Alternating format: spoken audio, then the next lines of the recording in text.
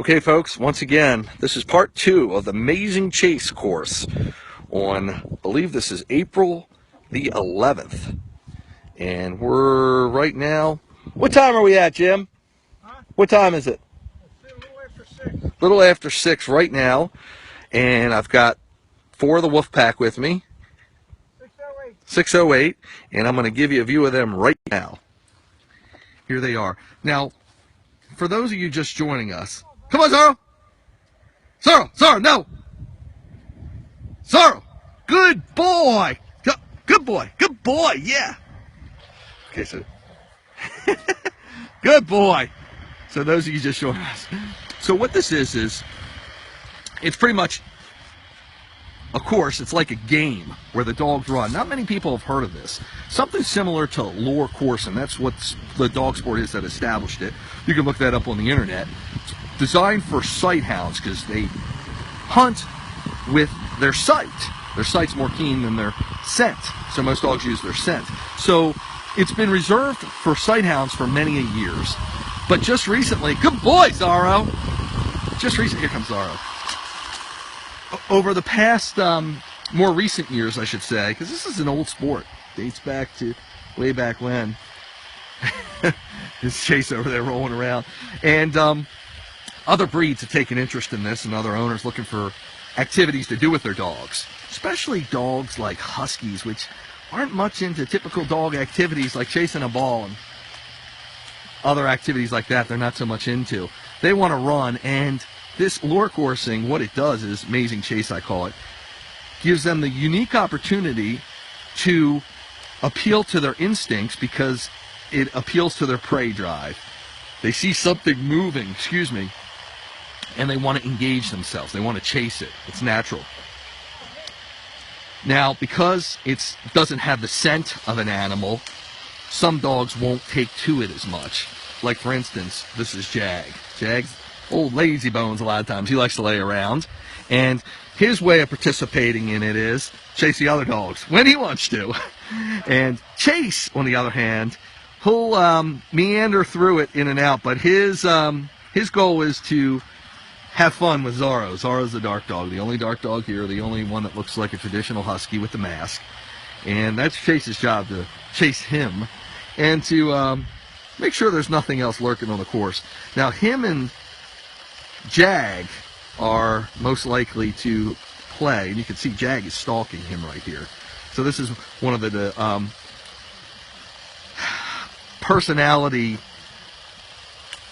how can I say it? It's just cool to see this interaction with them.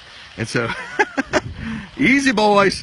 So Jag's going to chase him down, and they just hop around the course, and that's what it's all about. The dogs doing what they do, enjoying what they do, and having fun, and letting them do pretty much whatever they want to do up here. There's 2 cooling tubs, I call them. They're vats that we fill with water for the dogs to take a dip and a sip. And one of the most effective ways they can cool themselves, because dogs are not efficient at cooling, is by the heat that emits through their pads, cooling that off, and getting into the water really helps, and those tubs are wonderful for that. So what happens is this flag comes right through here. Zorro! And Zorro gets it.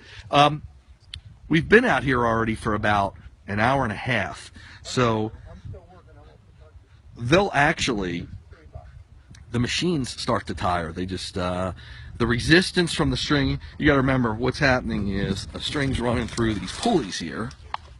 The pulleys are not motorized, strictly friction based.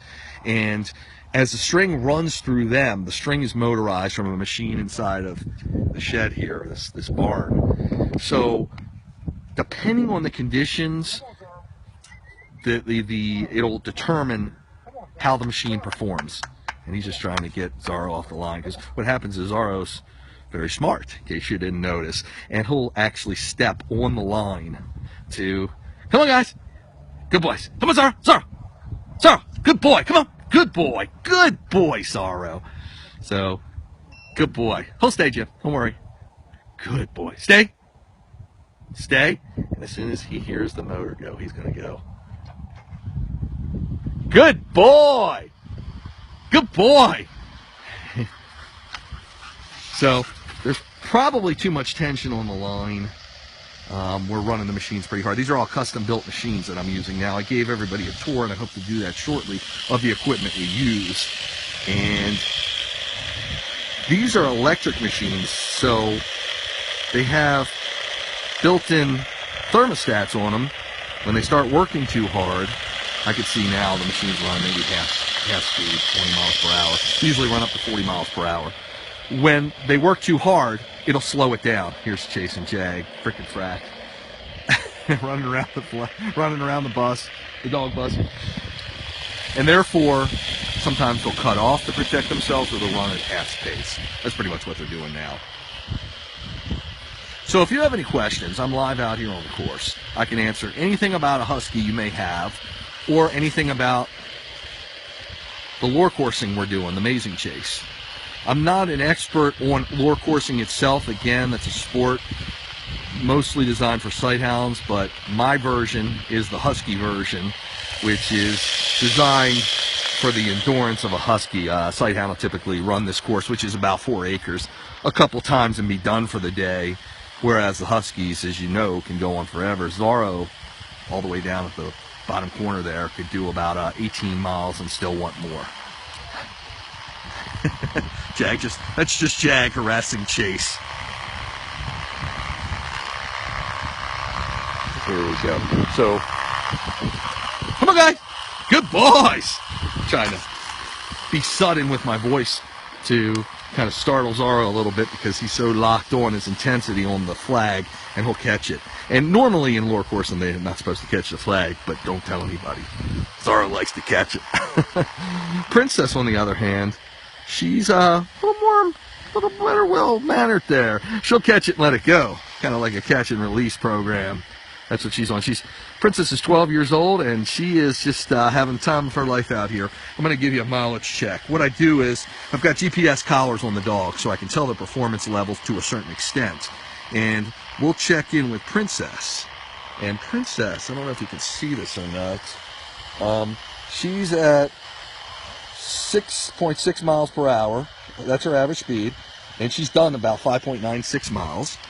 And we're going to check in right now with the Z-Man, because he's usually the big mileage producer.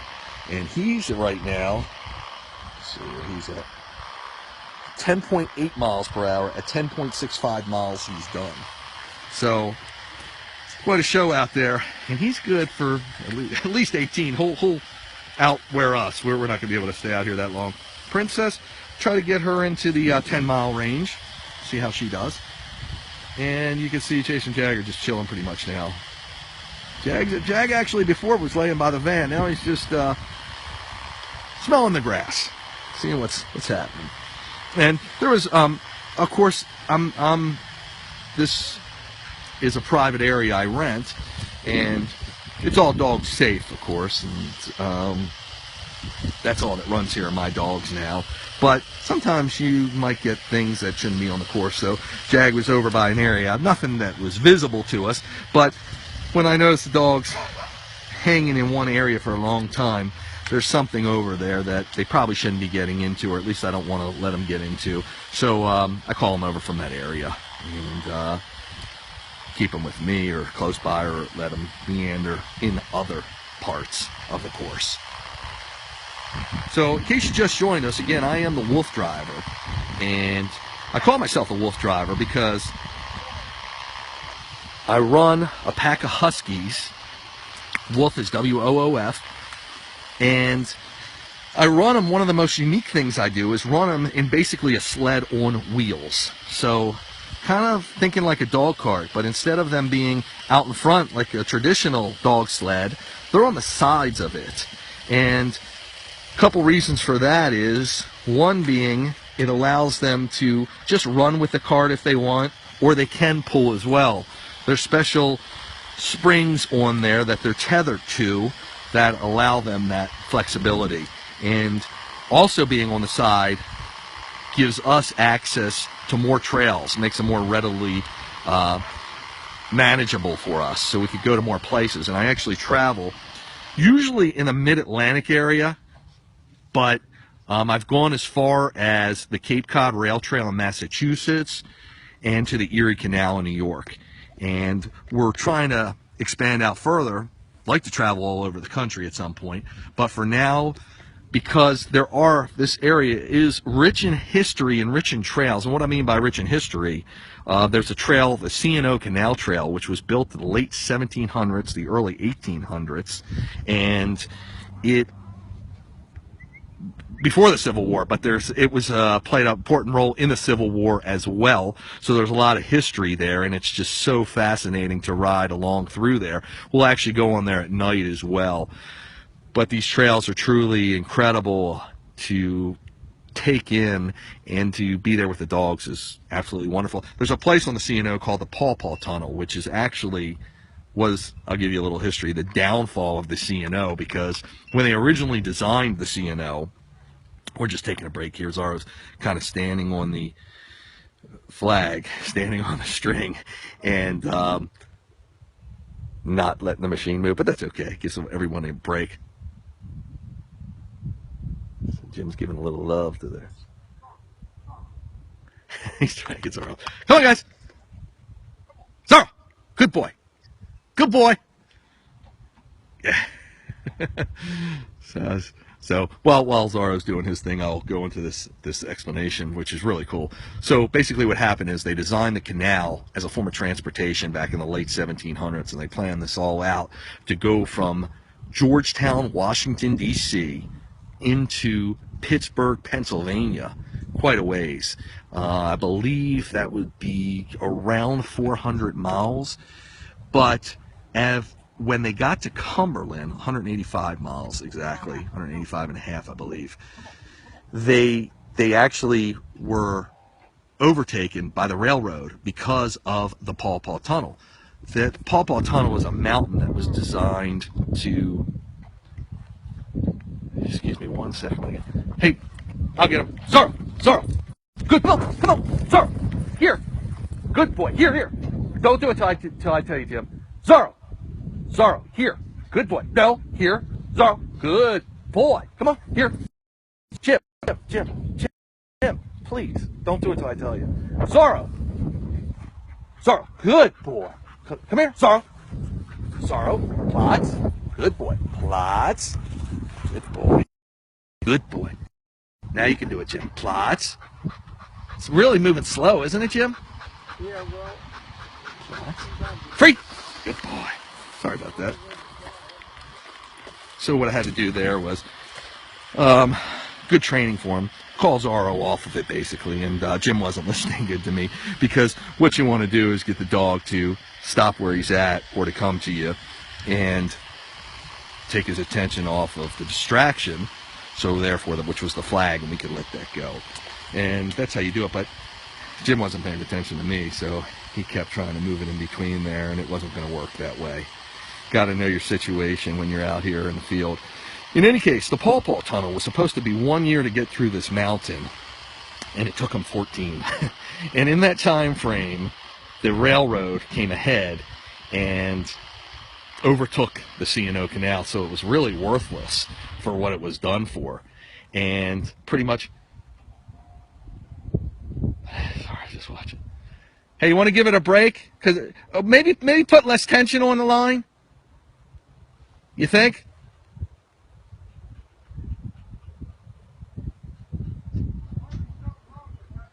Yeah, maybe it's stuck somewhere, Jim. What's happening is here, folks, we've got the machine where it's running, as I said, half pace, and sometimes that's because it needs a break, and sometimes it could be caught somewhere. As you see, the pulleys, and we've been doing this for a long time, and we've learned that the pulleys are originally designed to go into the soil, but when it goes into the soil, it creates its own problems. We actually have designed this so the pulleys attach to concrete blocks, so they're sturdier.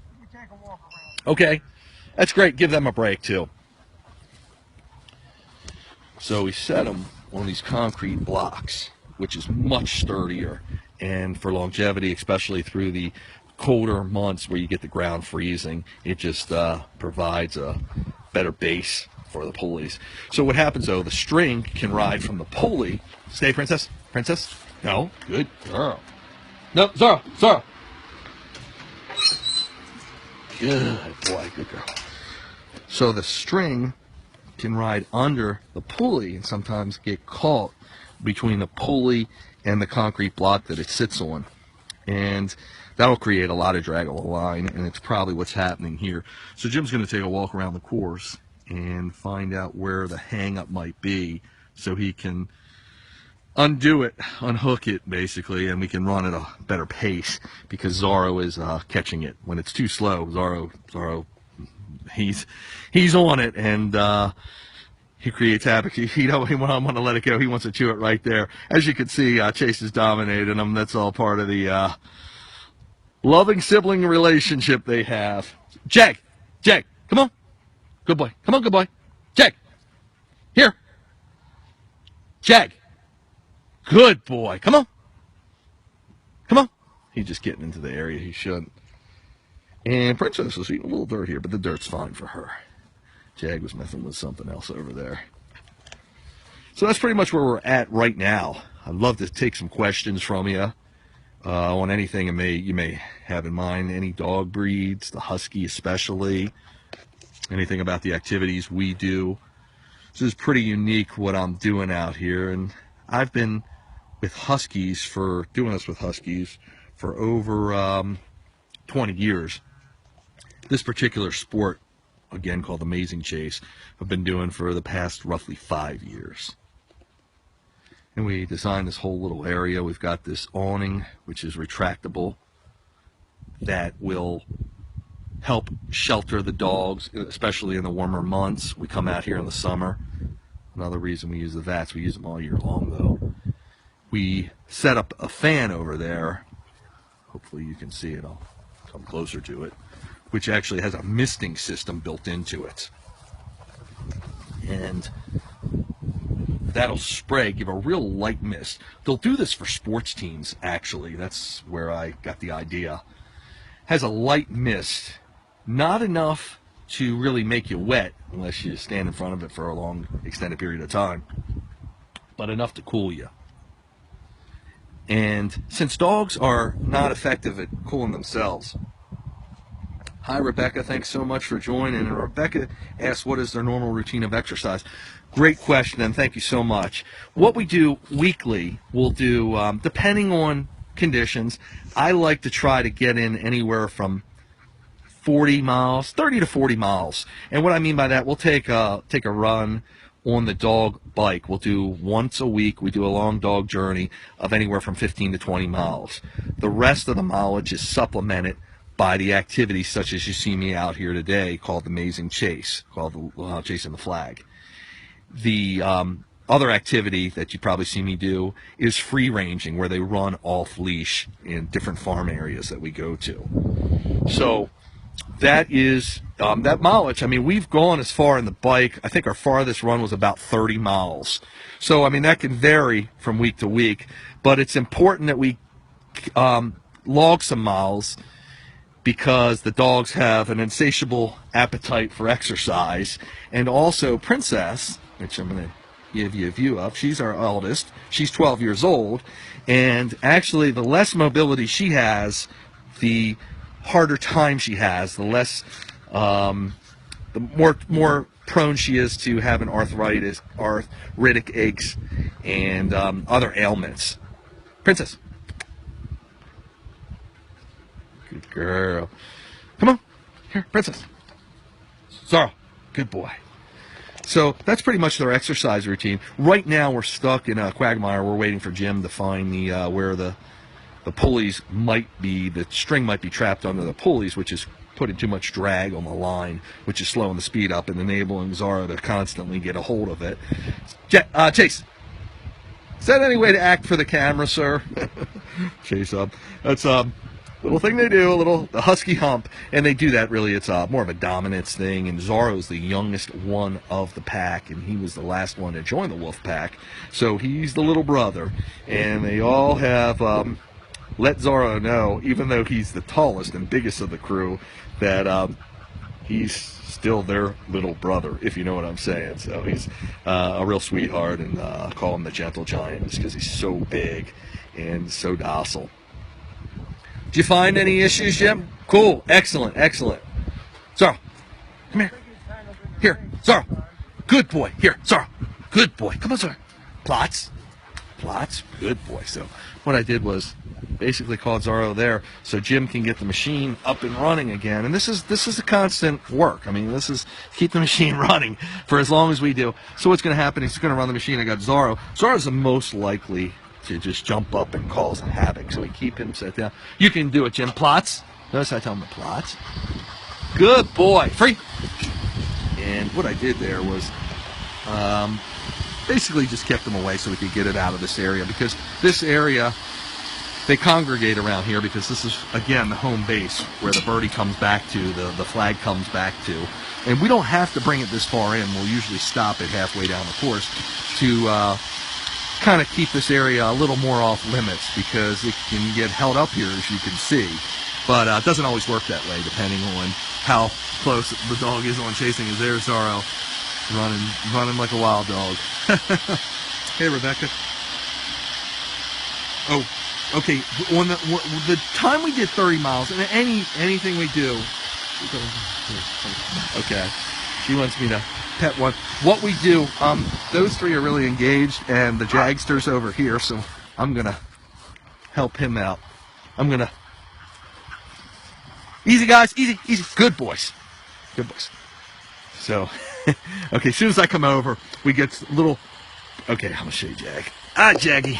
Okay, that's the Jag. Can you see him? Stay. Good boy. Good boy. Good boy. That's Jag. Jag, Potts.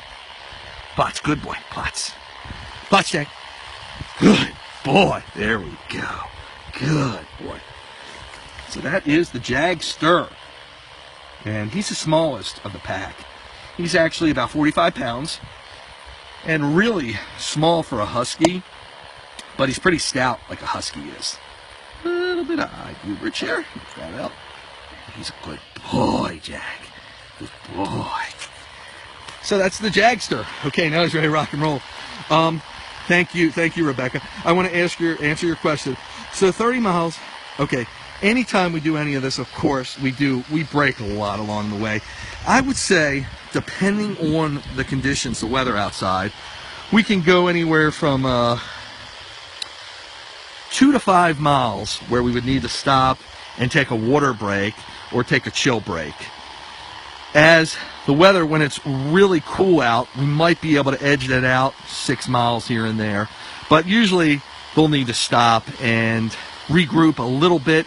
These breaks can be as short as 30 seconds to as long as 5 minutes. Usually after 5 minutes, they're done. They want to go, and I'm pretty much holding them back at that point. So if we stop to take some photos, or there's something up ahead that I want to let pass by, once that 5 minutes comes along, it's pretty challenging to get them to be calm, no matter how many miles we have under our belt. So that's what we do. Out here, where they're chasing the flag, Zorro actually has done 18 miles before. That's pretty much the record. He holds it. And here it's a little harder to see. They can stop pretty much where they want. They stop to take a breather in these tubs, these cooling tubs we have, and sometimes I'll stop them if I just feel like they've been going too much, especially Zorro and Princess, because they're so intense on this. And I'll stop them, and there's a 5/8 mile course. I don't know, let me try to take it here. I'm not equipped to do the live broadcast from it today, but I'm going to take you over to it. We're on a farm here of about 35 acres. This is kind of a farmette, or a petite farm. So if you can see, there's about 5/8 of a mile here, which the property owner has made me a path to run the perimeter here. That's how I get the 5/8 of a mile. And these are cornfields or soybean fields, depending on what they plant each year. And the dogs can meander it through it all, and I'll run the perimeter. It's really cool. It takes their focus and takes them away from the intensity of chasing the flag, and it gives their mind a break, sometimes more important than their body. And they'll take in new sights and sounds and everything else as we go through this course. We'll do this course about 4 or 5 times that I'm here, so we'll get roughly 2.5 to 3 miles on the course. That gives dogs like Jag, who's not as much into chasing the flag, an opportunity to get some exercise in, as well as Chase. He'll get some exercise in on his own from just exploring everywhere around here, but he could still use the extra mileage, as well as Comfort, Zorro, and Princess from their long work. So I hope that answers your question, Rebecca. Thanks so much. Thanks, Carla. I really appreciate you stopping by, and love to hear from you. Thanks for the kind words. Again, I am the WooFDriver. Unusual guy for what I do with the dogs, running a pack of Huskies, 4 Huskies. And a Husky is a pretty challenging breed because of their wolf-like ways, their strong-willed temperament, as well as their insatiable appetite for exercise. So people, the most common thing with Huskies is people will tell you never let them off a leash, and that's so true, except for I kind of pioneered a training system where I can have mine off leash all the time, but it's few and far between places you can go, and that's why I'm fortunate enough to be able to have networked myself to find areas like where I'm at now, where I can talk to a farmer or a landowner that's got a fair amount of land and let dogs run, and also not be responsible for taking care of the land, because I couldn't afford to, and I couldn't spend any time with the dogs if I took care of the land all day. So you can see Jag just kind of meandering through here and checking out the sights and sounds. It's a beautiful day out here. Temperatures in the low 60s, typical spring day here for Maryland. We're near the Pennsylvania line, and we're on about 4 acres on this amazing chase course. I'm using a wide angle lens to show you what we're doing and how we do it, and hope you're getting a good view. Any questions you may have, please go ahead and ask me. Any comments you'd like to make, I'd love to hear from you. Love doing this live stuff, because in the past, before we were able to do this on Facebook, you were only able to get a view of me through photos and videos, which is great, but it only tells part of the story. Whereas the live broadcast, especially interactive broadcasts like this, gives you a chance to really get immersed in this stuff, as well as direct any questions you may have towards me. Interactive, it's real interactive. I love it. So I've been broadcasting now for almost 2 hours. We did a part 1, which was about an hour and a half. I'm going to show you again what the GPS tracker looks like. This is the hand unit, and you can see Zorro has 12.17 miles at an average speed of 10.87 miles per hour. And Princess, those two are the breadwinners always at this, has almost 7 miles, 6.99 at a speed of 6.68 miles per hour average. So pretty impressive. Just for the heck of it, I'm going to show you Chase. He's at 2.76, and he's just 3.77. Chase isn't really running here. And hey, Jag, come on, good boy. Good boy. Come on. Come on, good boy. Jag, he's just getting into trouble. He's at 1.04 miles per hour. See, and it tells you they're moving. It tells you, Jag, good boy. It tells you the state they're in, if they're treed. This is really designed for hunters, this whole system. And it gives you the GPS coordinates of where your dog is, what it's doing, especially in hunting terms. So they'll say it's treed if the dog stopped. It'll say the dog's sitting or laying down. It's pretty smart and pretty accurate. And Jag's average speed is 3.16 miles per hour.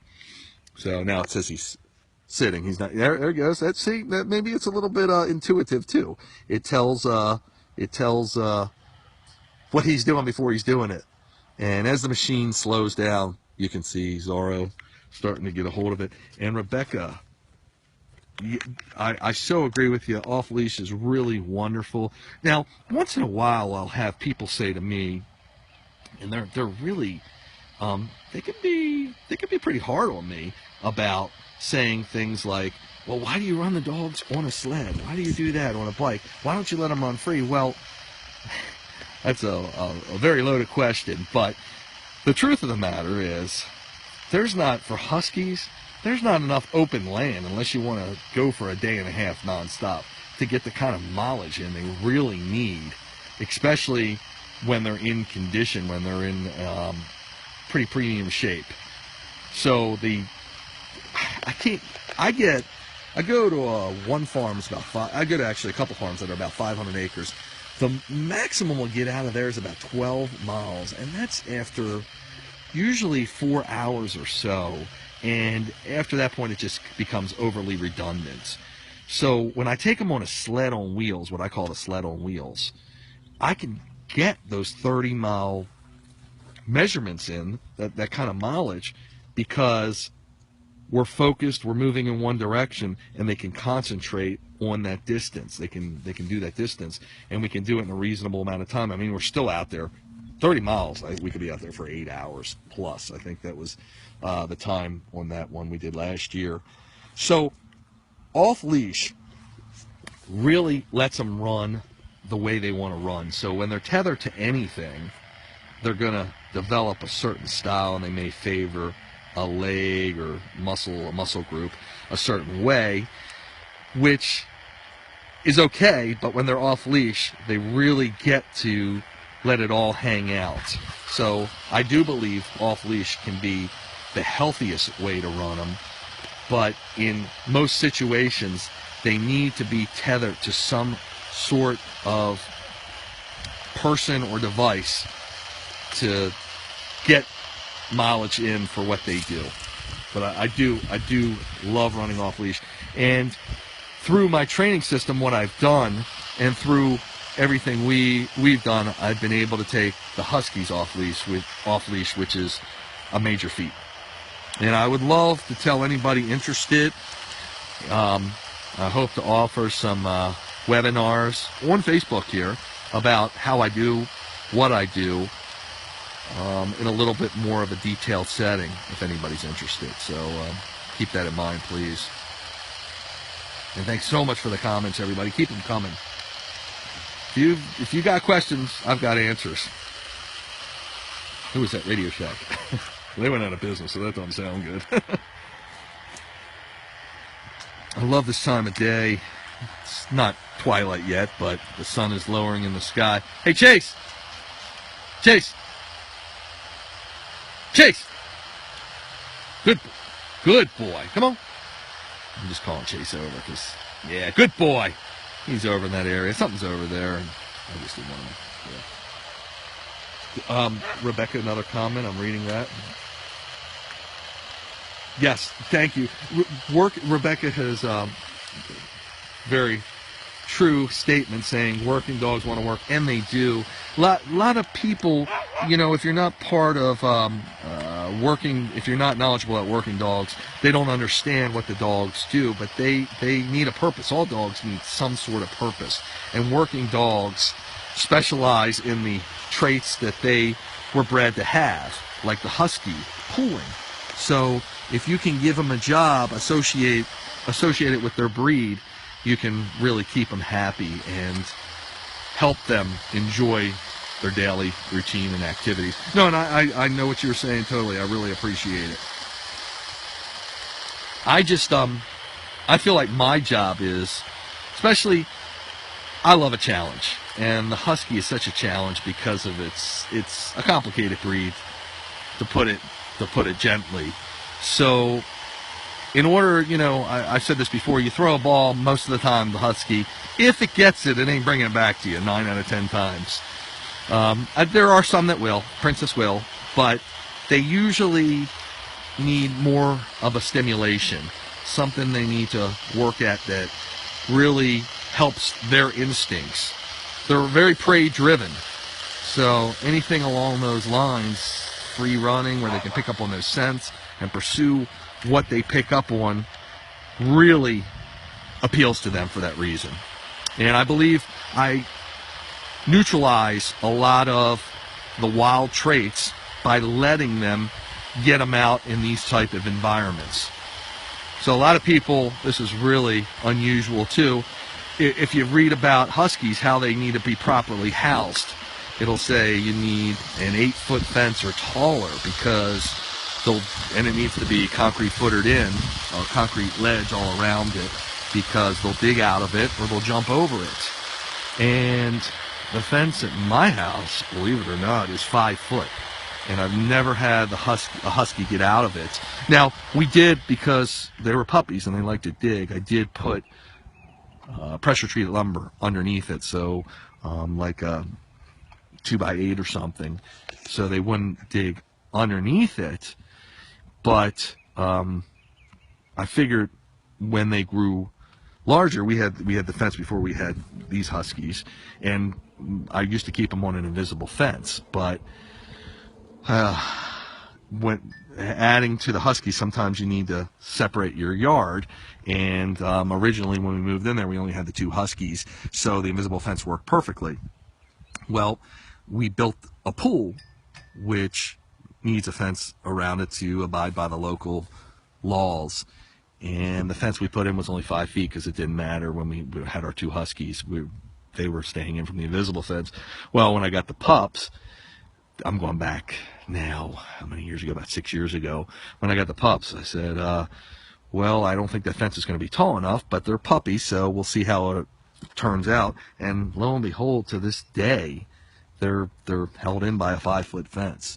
So I can always throw an electric collar on them, but I like when I don't have to use, when I say electric collar, invisible fence collar, but I like, I'm sitting here with Jag, by the way, I like not using them if I don't have to. So depending on the circumstances, and if I need to separate the dogs for whatever reason, certain times you might need to do that, it's really nice to be able to use the 5-foot fence. Chase!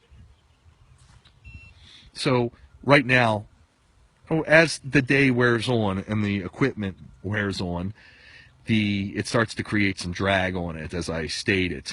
So we get more and more mishaps, and it's harder to keep it going for a while. Come on, guys! Chase! So when the machine stops, what Jim's down there servicing it, fixing the hang-up or whatever the case may be, sometimes the dogs are pretty fired up. And you got to remember, you got to think like a wolf pack. So anytime you're standing around in certain conditions, they could be confrontational sometimes with each other. So thanks, Rebecca. Have a great evening. So what I'm always anticipating, and my favorite line is, I didn't make this line up. Actually, I believe I heard it first from my mentor, who taught me everything I know about dogs, Master Schutzen trainer, Schutzen, which is protection dog work. Expect the unexpected. So anytime, and we've had our share of bickerings between dogs, these dogs and other dogs, and anytime that possibility could exist, I always let it known that it's not going to happen under my watch. So I head it off before anything like that can happen. I mean, it still could happen. You're dealing with animals, and they are unpredictable in some ways. So you have to be ready for it. And I try to just, through my voice, I try to give the most of my commands. That's the way it works best, and the way I've trained them. So I know, Huskies is one of the most abandoned breeds. Because of their striking looks, people love them, and they adopt them, they get them from breeders, whatever the case may be. But when they realize how headstrong they are and independent their personality is, it becomes a problem for them to train them. So people wind up, unfortunately, taking them back to the shelter or putting them up for adoption. And I'm trying to give Huskies another name where they can be wonderful, loyal family companions, yes, they can make your lifestyle more active, but don't require you to be a full-bred musher or anything of the sorts. I'm a strictly recreational musher. I'm not a professional musher. So, and I'm not promoting that here. I'm trying to promote just different ideas and different things you can do with any dog, really. But because the Husky's one of the most challenging, I'm focusing, and that's my specialty, I'm focusing on that breed, right, this form here, and what I do. So there's Princess standing beautifully, and you can see her. She's waiting for the flag, and here it comes. Actually, Jim stopped it, and he's going to go. He's playing cat and mouse now, where he'll, I explained earlier, some of this amazing chase equipment, lure coursing equipment. Princess, and she's good with the flag. There she goes. That actually appeals to them. So, like anything else, you see it go back and forth, or they get more excited and interested in it. So as we get more mileage in, we try to appeal to them that way, just to keep them going, get a little extra miles, because they can use it, and keep them in the game. So that cat and mouse scenario is played out well here, but a lot of the equipment that's out there, if you look up lure coursing machines, again, a lot of it's just handmade equipment because it's not popular enough to be mass produced. But a lot of them don't have the capabilities, a lot of machines, to go forward and backwards, which is, you can see, so important. And there goes Zorro, and there goes Princess for another loop. Round and round they go.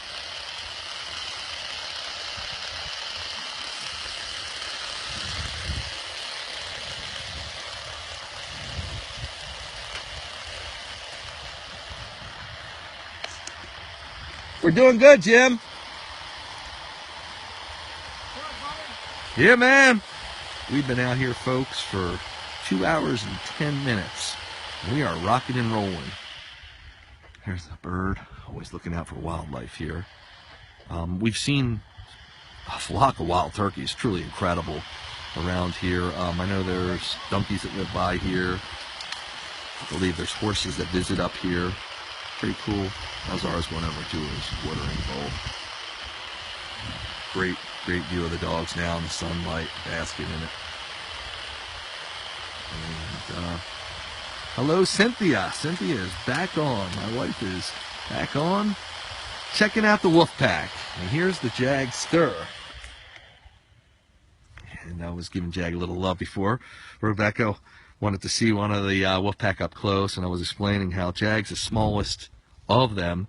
Typically, he's pretty small for a husky, 46 pounds. He's stout like you would imagine a husky would be, but he's got short legs. So short legs work to his advantage because he gets into some places that I wouldn't imagine most of them could get to. And we've got, right now, again, we're servicing the equipment. And what Jim's doing there, he's adjusting the attention on the line. As I said, this is a work in progress. And there are no rights or wrongs. We're pioneering this as we go along. We've been doing it long enough that we know what works and what doesn't. But he adjusts the tension on the string because, remember, I'll show you again, these pulleys here are spinning. And they're not motorized, but the machine that runs the string is. So they control if there's any drag on the string or if the string can run freely, whatever. So Jim just brought the flag down and he's chasing it back out. So Zara got a hold of it again. It's a constant battle because as the machine runs on for the day and the line gets more and more taut, you're trying to find that right balance to keep it moving as fast as possible. As soon as it slows down, Zorro especially, he grabs a hold of it and he wants to own it, and that's his toy. Whereas Princess, she'll grab a hold of it and let it go. So Zorro's a little bit of battle, and but it's all for the dog. So we let them do pretty much what they want to do as long as they're safe. But we like to keep them moving because Zorro might stare at it all day. He wants it to move. He'll bark at it like Princess does. Good boy. And I'll yell out like that just to keep his attention off of it for a second. And you can see Zorro going over to the water bowl. Again, how I mentioned, dogs are really inefficient at cooling themselves. Princess! Good girl. So one of the ways they don't sweat like a human, they emit heat through their body, is through their paws, the pads of their paws. So if you can get Princess, good girl. If you can get their, come here guys. If you can get their heat away from their pads, you can really help cool them effectively. By putting them in water is one of the best things, one of the best ways to do that. So they used to design, which my wife bought me, a cup, if you will, or a mug, in the shape of a mug, where the dogs would dip you would take their paw and dip it in the mug, which would be filled with water, and that would be a way of cooling them down if you're on a hiking trail, or even if they're mushing in the warmer months. Come here, guys. Chase. Chase. Good boy. Come on, good boy. You see, there's an area back there that they were both interested in, Chase and Princess. So what I do is, they can be a little confrontational with each other. So I call their attention or call one of them away from it, and it usually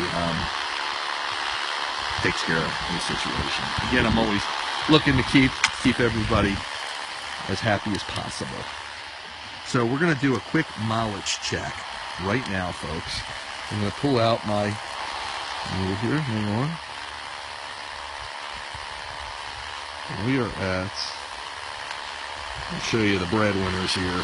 Zorro, he's got, as you can see it, 13.63 miles, and he's moving at 10.59 miles per hour. That's his average speed. Then we've got Princess. And Princess she's at 7.7 miles she's traveled, her distance for the day, and her average speed is 6.46 miles. Now I've got them all on here, but Chase is here more for the party, as they say. So he's just here to get in trouble when he can chase one of his wolf pack mates around. So he's not getting any real mileage. He's probably got about 3.5 miles, and I can give him a check. But Jag over here, he's the couch potato. Jag's got in about a mile. This course is roughly 4 acres, so I'm going to say a loop around here is about 1/4 of a mile. Now we've got another course where we take the dogs off leash, which are the fields there around the perimeter.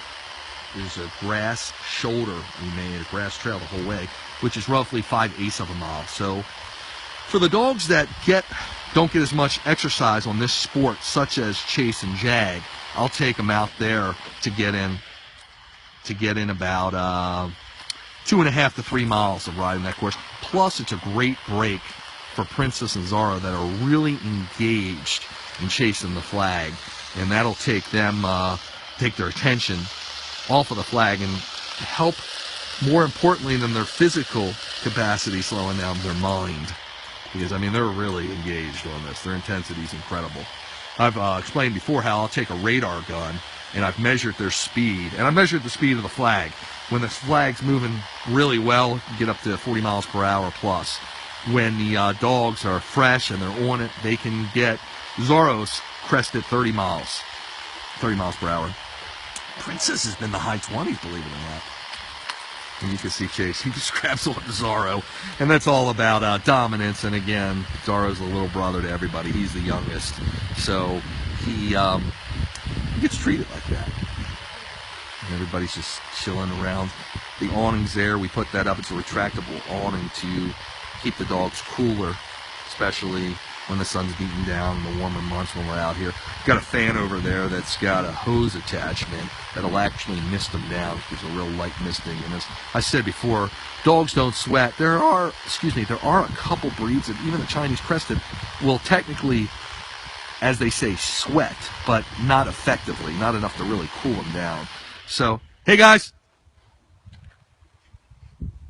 So what happens is when they get misted down, imagine their fur getting wet, and as that moisture evaporates, it acts like a sweat and cools them, helps cool them. So that's real effective. And I've actually designed some of my bikes to have built-in misting systems. So when we work in the warmer months, we can do it as the dogs get sprayed as they run, and this continual fine mist will again aid their fur to act like a sweat would work on a human and help to keep them cool.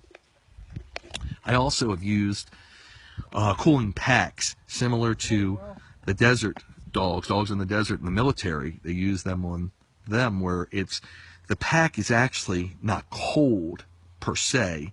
It's not frozen ice. I believe it's like a constant 52 degrees. It's a certain gel in there that allows to maintain that temperature and cool the dogs safely. That's how they safely cool the dogs. So we've run with those. Problem with those is sometimes when you're running with them, they can be challenging too. The machine's running really slow. It's caught up to them. It's running slow. You think we should give him a break, Jim? Yeah. Yeah. Let's do that. Come on, guys. Boys. You think we need to walk around and figure it out? Oh, well, I'm gonna see if I got another mouse. Okay, cool. What happens is Jim's going to change the we call it the bird or the flag on there. We call it mouse there, because it's made out of a plastic material similar to caution tape you would use for a construction area.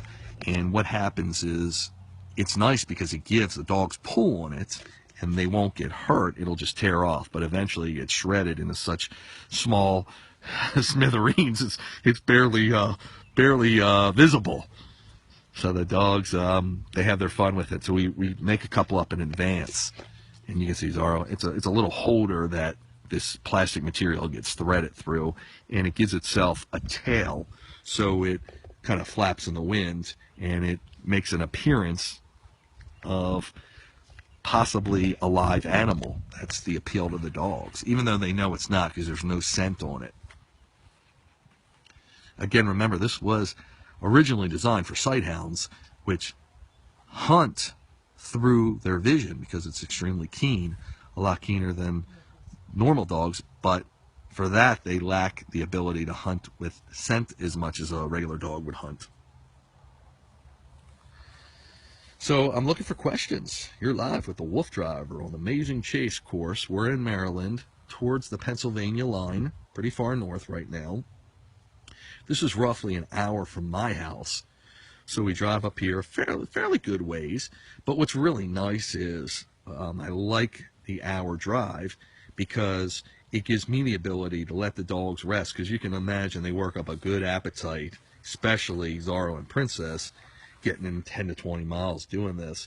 That hour ride gives their body enough time to settle down so they won't create something called bloat, which is too much air intake, and it can be combined with food or water or whatever, and it can send their stomach pretty much sideways, and it can be fatal. It's very, very dangerous. And a good way of avoiding that, some dogs are just prone to it, but a good way to avoid that is to not feed them. They say, I believe, a half hour before and after activity, but I go at least an hour. So by the time we get home, it'll be a good hour, and they'll be ready for their meal. And I feed them, and they're done for the night at least. And people have asked in the past how much I feed them. I actually feed them a raw frozen diet, and I feed them the food frozen. It's pretty cool to watch. I mean, it's kind of like them eating a bone, if you will. Not a strong bone, because they can break the frozen food a lot easier, but it actually slows their eating process down. So some people that feed kibble will use bowls with the stoppers in there to slow down their intake and pace themselves, but by using frozen food, it accomplishes the same thing, at the same time helping cool them. Again, they're Huskies are a northern breed, almost an Arctic breed they call it, so they have the ability to eat frozen foods. Most dogs do, and I just believe it helps their teeth and helps keep them cool and helps slow them down. And I've never had any issues with people have asked me, because it's frozen, it's not fully how digestible it is, and I've had good success with it. I've talked to the veterinarian about it, and been doing it for, I don't know, 15 years maybe, like that. I used to actually make my own raw diet. You good, Jim? Yeah. Great, thank you.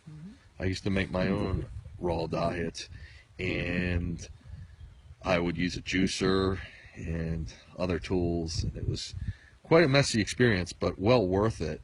Since then, I've found some commercial foods, and a lot more are available now when I first started out, it was very limited. There wasn't as much research and knowledge done about feeding dogs. So I was limited. The choices, everybody was limited. But now, because of all the great research work that's been done, there's a lot of foods out there that are good.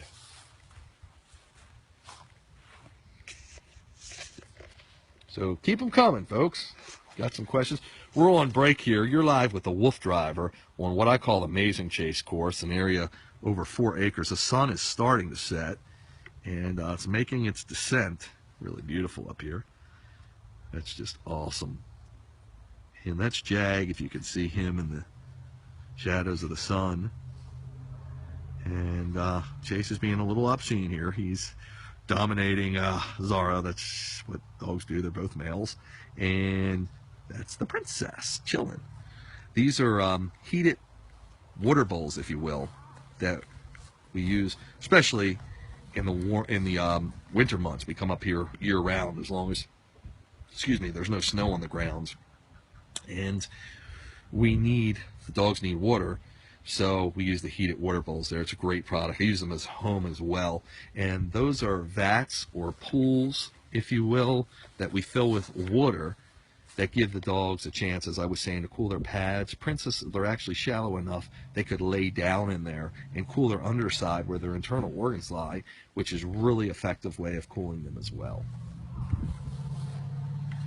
Very quiet up here. These are private grounds. A family owns this property that uses it. They're sometimes here year-round, but lately this has been more of a summer home for them. You can see Zara. They're ready to go, especially Zara. He's like a cat on a hot tin roof here, and Chase is just wants to harass him. So every once in a while, especially as we've run the course more and more, we need to walk the string, because I'll show you once again.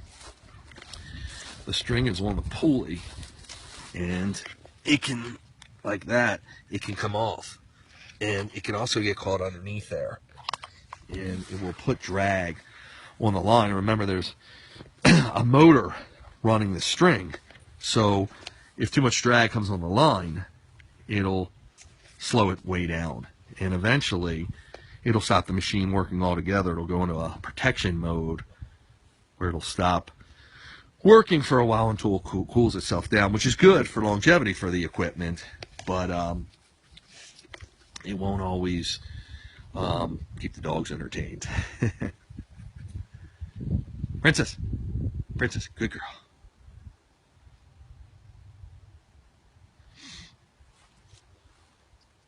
Okay. Cool deal. So temperatures have gotten, as the sun's going down, got a little cooler. It's beautiful out still.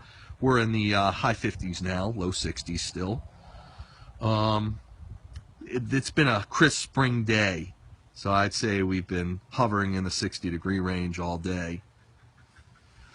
Anything above 10 degrees is warm for the dogs, so they prefer it. The colder the better, no matter what. And when we get those occasionally Arctic blasts here in Maryland, dogs love it. I hear a dog in the background in the faint distance. The dogs have picked up on that. Jack's still enjoying his view. And Jim's doing a complete walk, and when he's done, the festivities will resume. We'll probably be out here for another, I'm going to say it's probably about 6:45. We'll probably be out here for another half hour or so. Really glad I'm able to bring you this live broadcast. Again, this is a pretty unique opportunity for everybody, for me to be able to reach everybody, the audience out there, as well as for people to be able to see what I do.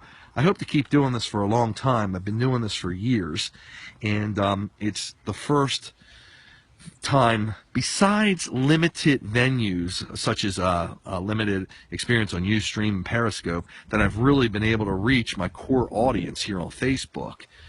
So I want to teach everybody and inspire you. And Zara finally took a breather. He laid down.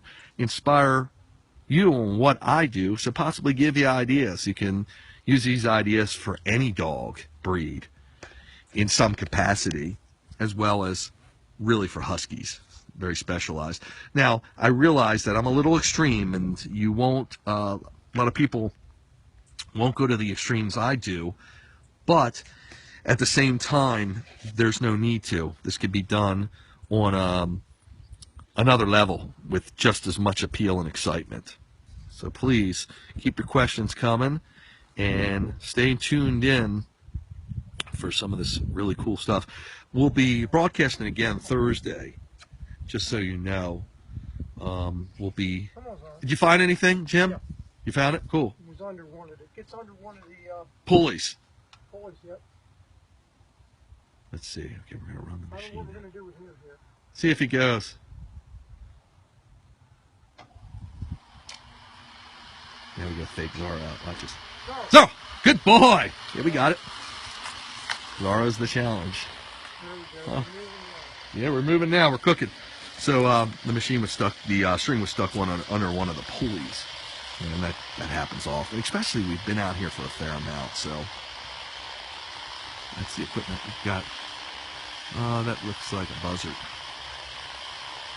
Always on the lookout for birds of prey, eagles, whatever the case may be. I love them. I love all wildlife. Here comes Zorro trucking along. And he's going to try to catch it. Is he going to get it? You going to fake him out? I can. He's hard to take out. He is.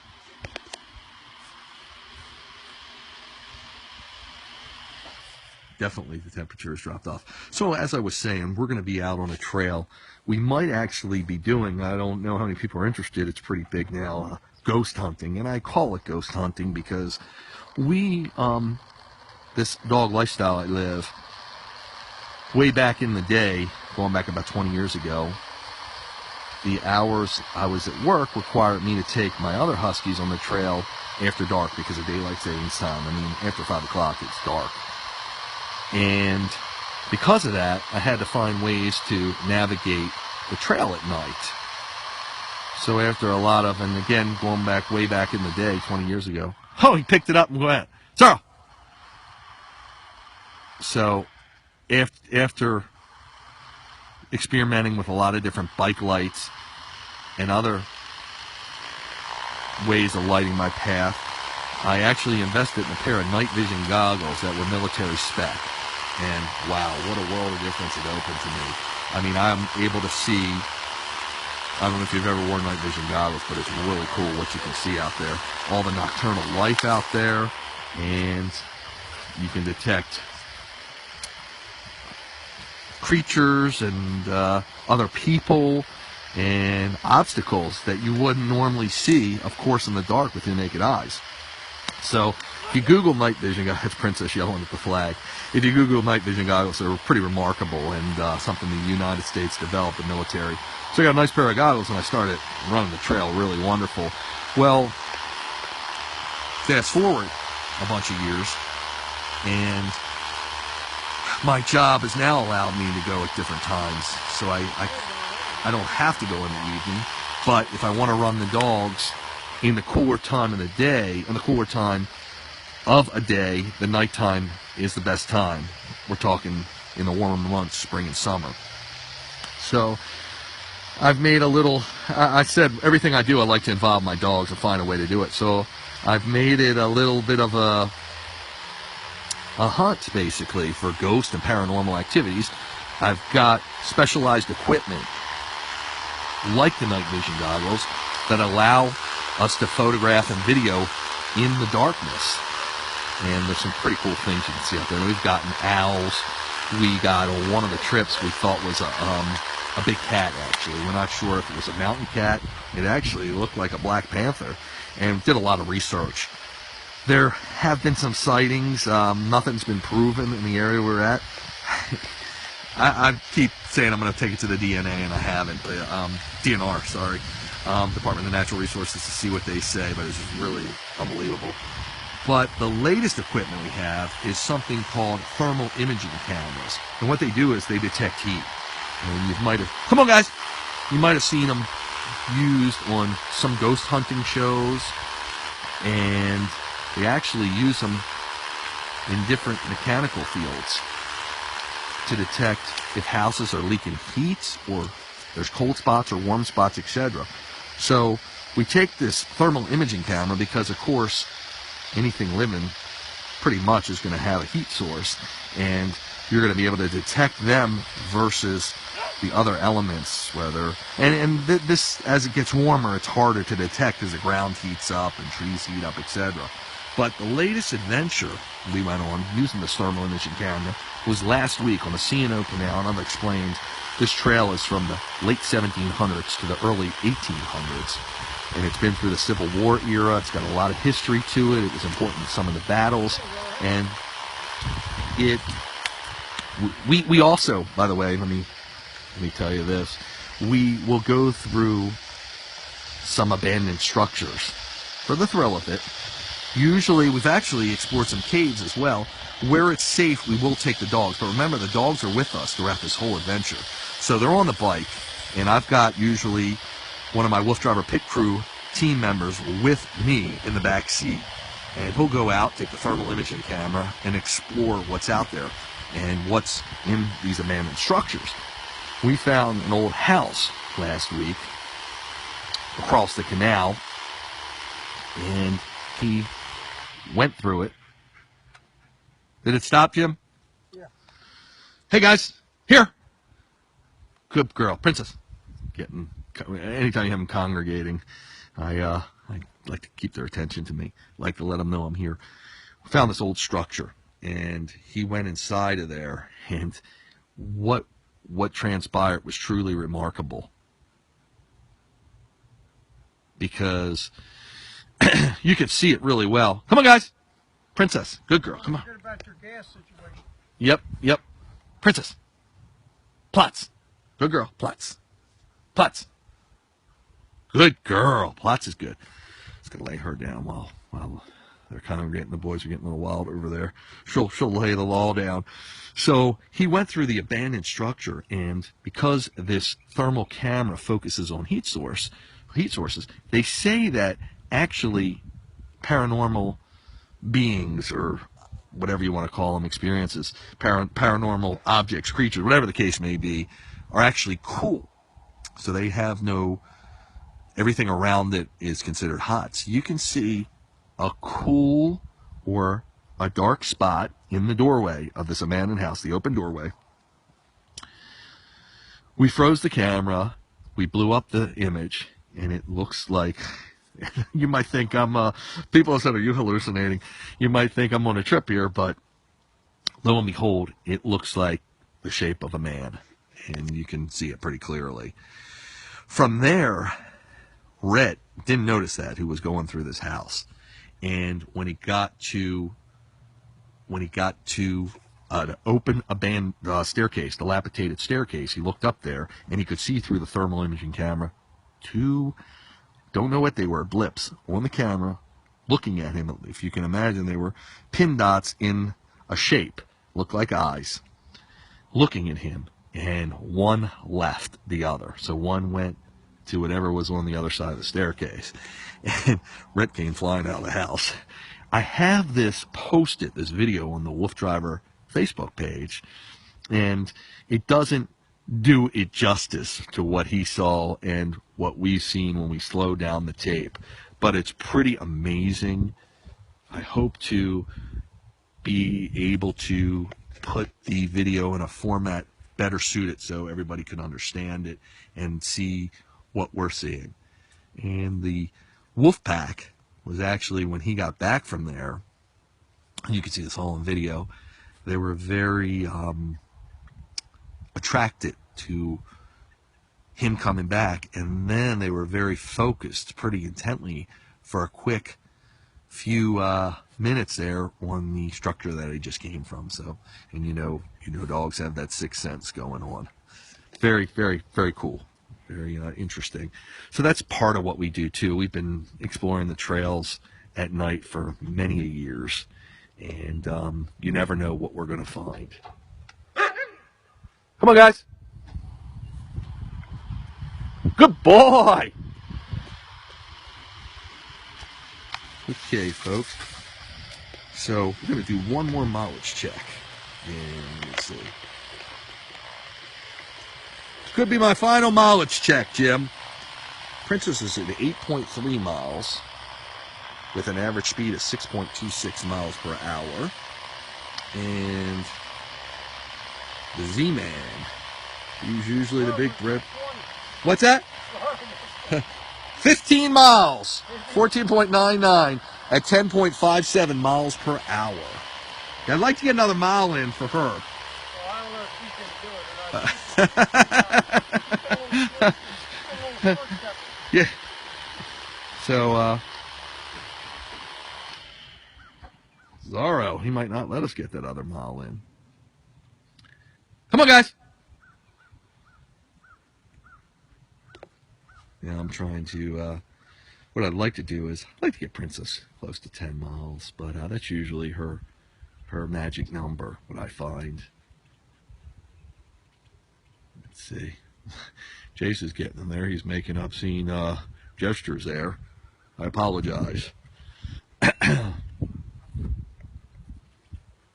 So, come on, guys. Zorro. Zorro, no. I call. Here. Good boy. Come on. Zorro. Good boy. Zorro. Zorro. No. Come on. Can't Come on. keep his mind on. Come on, Zorro. Zorro. Good boy. Come on. Come on, Zorro. Good boy. Zorro. Plots. Good boy. Plots. Hey, plots. Good boy. Stay. Plots. Plots is good. Free. Ah. Oh, he's awesome. He knows. Their mind is like a magnetic attraction, especially Zorro. He's really honed in on it. So what you want to do is, this is excellent training, by the way, because it's a good distraction. And I don't want to make it too much of a training experience, so I'm not going to keep repeating the same measure and going over it. I'm going to do it gently with a lot of flexibility there, because I want him to really enjoy the experience here. This is all about him having fun. But at the same time, he needs to be able to listen. So that's a gentle training way of doing it, or I should say a less demanding way, and it's in a good environment. Remember, we could be out in the free ranging, out in the wild anywhere, and a pack of deer could come across, which has happened, and the dogs could take off. So you have to be able to have enough command of them to call them right back to you, so they don't chase those deer and leave you. That's why always expect the unexpected. You never know what you're going to run into, but you always need to be prepared for any situation, and the training has to be that good. He stopped it. Come on, guys. Zorro. Zorro. Princess. Good girl.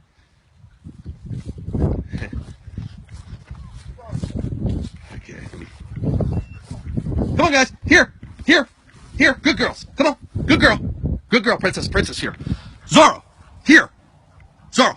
Good boy. Good boy. Here's good. Good boy. Plots. Good boy. Good girl, Princess.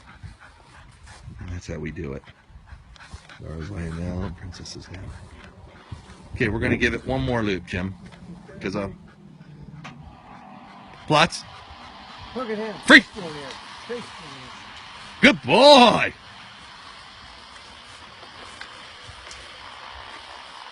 Okay, and we are running out of sunlight here. Actually, in the past, we've flirted with the idea of taking, I don't know if you've ever seen the the glow-in-the-dark sticks of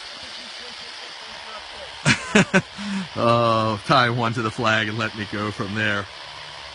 Thank you so much, Gary. I really appreciate it. Gary has joined the group. Thanks for checking us out on the live feed here. And we've already got in roughly, Zorro's got in over 15 miles. Princess is approaching 8.5 miles. And there they go. There they go. Always trying to keep them as mobile as possible. satisfying their quest, their hunger to run. And you can see it in Zorro. I should have brought my radar gun. I'll be sure to bring it next time so you can really get a peek at some of the speed they're doing again. Hey Miranda, how are you? Good to see you. Thanks for joining us. Coming out here for this live feed. We are on the Amazing Chase course, which is a sport based off of war coursing. I'm doing it Husky style. And there goes Chase confronting Zorro. And, hey! Sometimes I gotta yell just to get their distraction, especially Zorro, because he's a master at stopping the flag. If you've been watching, you've been seeing us convincing Zorro to let the flag go. So that's Princess and Zorro out there chasing it. Princess is 12 years old. Zorro's about half her age, about 6. He's got in, like I said, about 15.5 miles. She's got in close to 8.5. Jag is lazy bones over there, just chilling, and that's what it's all about, whatever they want to do on the course. And Chase is just here to cause trouble. He's looking anytime the flag gets stuck to jump on his pal Zorro and see what he can do. Good boy, Zorro. That's Zorro. He is trucking down there. I'll give you a quick reading. They're 15.72 miles on Zorro at an average speed of 10.45. Let me go to the Princess. Princess is at 8.72, and she's at 6.28 miles per hour. And she's kicking the dirt up. Usually when they kick, she just, when they go to the bathroom real quick and they kick the dirt up, they're usually feeling pretty good. We're going round and round the Amazing Chase course. This is about 4 acres we're running on, so a lap's about 1/4 mile. Come on, guys. Good boy. And I, again, just say that just to catch his attention. Now he's going over to the cooling tubs. The cooling tubs are filled with water, obviously, where they can take a tip and a zip. There's also some watering jugs, if they prefer, over by our equipment housing. And actually a fan that sprays water helps mist them in the summertime, in the warmer months when you're running. Here comes a Z-Man. Let's see if Jim can beat him. Can you beat him, Jim? Can you beat him? Oh, yeah, he's getting tired. You think so? You think that, but he's smart. There he goes.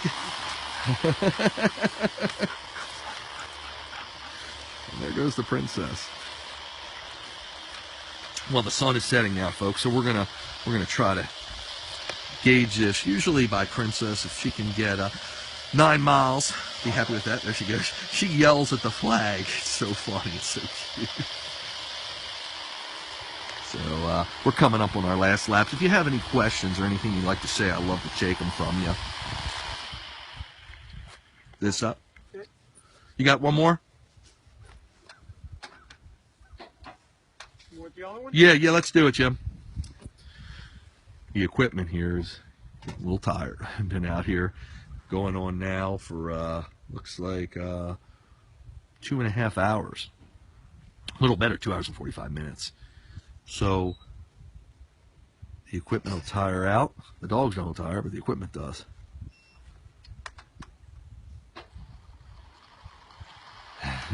And we'll change direction. These machines have the capabilities to run backwards and forwards.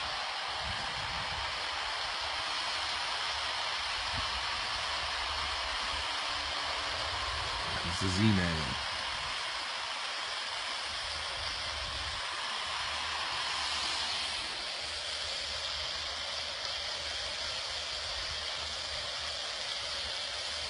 You think you can beat him? You think you can beat him? Okay.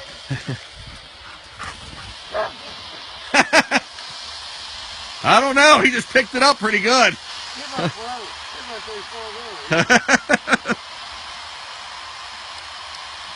And here's the Chase Man.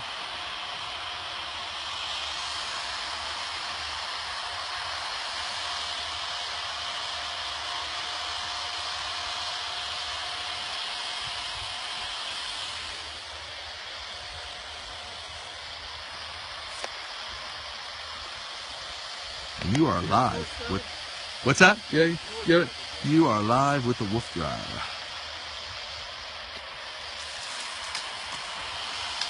with my pack of huskies, 4 huskies, 3 males. Zorro, Chase is right here. That's Zorro, the dark one, the only dark one. And Jag, might have to wake him up to say hello. And the eldest, Princess. Princess is the best one. I think so too.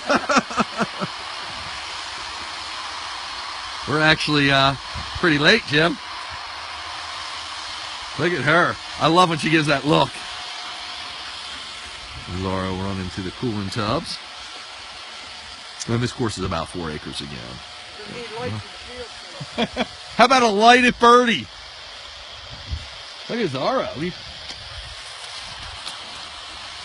That's Princess and Zorro. They're really into this, as you can see.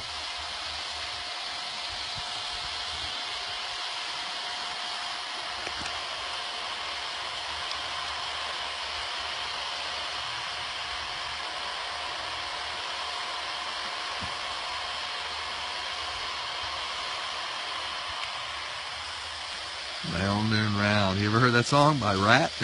Round and round. And look at this Princess.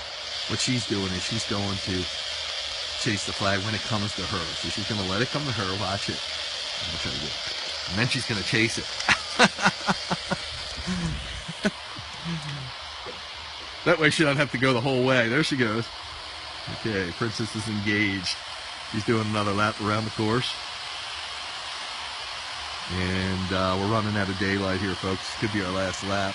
Love to hear any questions you may have or comments you may want to say. I am the WooFDriver. Trying to broadcast live here almost daily, at least from an activity we're doing or a Q&A session with me from the home studio. So please, if you haven't already, like me on Facebook and stay tuned for more of these live posts. We go out anywhere from 4 to 5 times a week. Here's the flag in case you didn't see it. And when we're not out, we're home cuddling with the dogs or working in the studio, whatever the case may be. So I love coming to everybody and telling everybody what's happening, keeping them up. And as soon as this machine goes into self-protection mode, we're going to call it a day.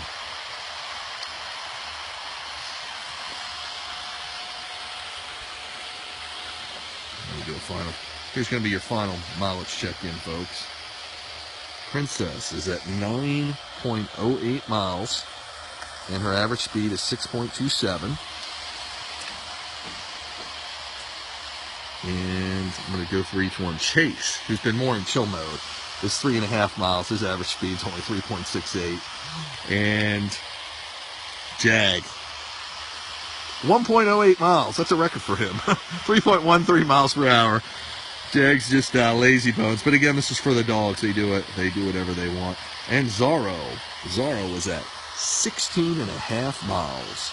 His average speed is 10.62 miles per hour. And that's it from here. I am the WooFDriver. Love that you tune in. That's the Princess in the background you hear. She's chasing the flag and going wild. So she just can't get enough of it. So we're going to call this an evening here. We've been out for about 2.5, actually going on 3 hours. I just showed you their average speed and mileage. And I hope to see you on another WooFDriver Adventure real soon in the near future. Look for me, like me on Facebook, so we can chat again. Have a great evening. This is the WooFDriver signing off.